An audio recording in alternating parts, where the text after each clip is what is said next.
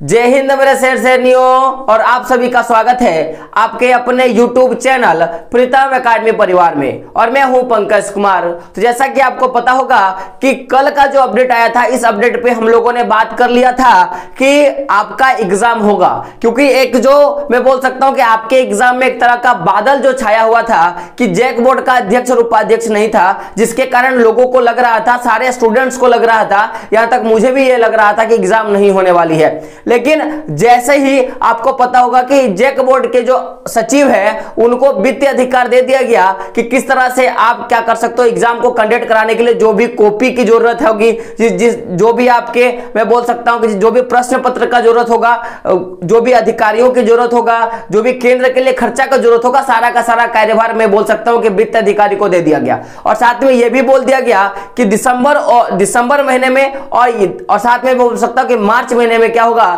कि जो first term और सेकंड टर्म का एग्जाम है वो होने वाला है, ये हमको पता था। लेकिन आज के वीडियो पे मैं बेसिकली बात करूंगा कि प्रैक्टिकल नंबर के बारे में बात करूंगा कि किस सब्जेक्ट से कितना प्रैक्टिकल मिलेगा और किस सब्जेक्ट में आपको कितना ज्यादा तैयारी करना है, इसके बारे में मैं बात करूंगा। तो अगर मैं बात करूं तो आपको पता होगा कि टर्म 1 और टर्म 2 दोनों है आपके पास एग्जाम का, और दोनों में ही आपको प्रैक्टिकल नंबर भी दिया जाएगा और इंटरनल असेसमेंट यानी कि मैं बोल सकता हूं कि आंतरिक मूल्यांकन का भी क्या दिया जाएगा, आपको नंबर दिया जाएगा। तो मैं सबसे पहले मैं बात करूंगा प्रैक्टिकल के बारे में। तो आपको पता होगा कि जो बच्चे क्लास 9 और क्लास 10 में है, ध्यान से सुनिएगा मेरे रसगुल्लो, कि जो बच्चे क्लास 9 और क्लास 10 में है उनको आपको पता होगा कि आप देख सकते हो कि बेसिकली साइंस का, होम साइंस का, IT का और IIT जो सब्जेक्ट है इसका प्रैक्टिकल होगा। और बाकी के जो सब्जेक्ट है, जैसे मैं बात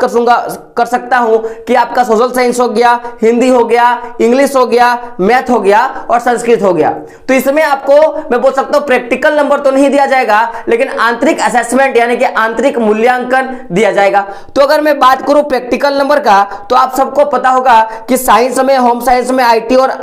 और IIT जो है इसमें आपको प्रैक्टिकल नंबर दिया जाता है। और इधर मैं बात करूं कि जो भी बाकी जो सब्जेक्ट बच्चे हैं क्लास 9 और क्लास 10 के, वो क्या क्या था, तो सोशल साइंस हो गया, हिंदी हो गया, इंग्लिश हो गया, मैथ और संस्कृत, तो इसमें आपको पता है आंतरिक मूल्यांकन किया जाएगा। यानी कि हर एक सब्जेक्ट से आपको आपके जो वर्ग शिक्षक है या उस सब्जेक्ट से रिलेटेड जो भी टीचर है आपको 10 नंबर का क्या करेगा, आंतरिक मूल्यांकन करेगा। यानी कि ये जो मूल्यांकन रहेगा वो आपके उपस्थिति के आधार पे, यानी कि आपने कितना क्लास किया और क्लास में आपका किस तरह का निखार जो है देखा गया था, आपने किस तरह की पढ़ाई करी थी, इसके रिगार्डिंग क्या दिया जाएगा, आपको नंबर दिया जाएगा। तो इंटरनल असेसमेंट होगा और साथ साथ में आपको पता होगा कि प्रैक्टिकल भी नंबर जो है आपको दिया जाएगा। तो प्रैक्टिकल नंबर किस किस में दिया जाएगा, मैंने बात किया साइंस, होम साइंस, IT और IIT में दिया जाएगा। ये तो बात रहा क्लास 9 और 10 का। लेकिन अगर हम लोग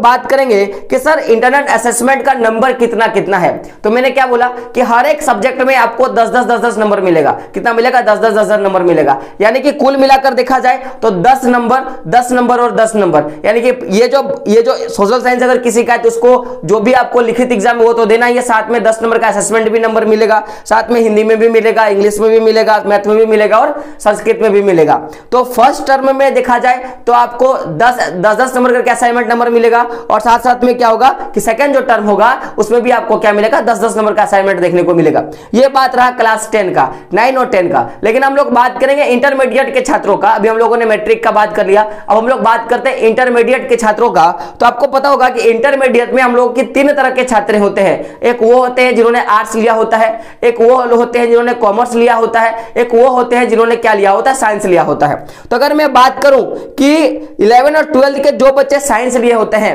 तो आपको पता होगा कि साइंस में केवल अगर मैं बात करूं प्रैक्टिकल का, तो प्रैक्टिकल में आपको फिजिक्स हो गया, आपका केमिस्ट्री हो गया, बायो हो गया और कंप्यूटर साइंस, इन्हीं सारे सब्जेक्टों में आपको प्रैक्टिकल नंबर देखने के लिए मिलता है। और बाकी जो सब्जेक्ट बचे, जैसे अगर मैं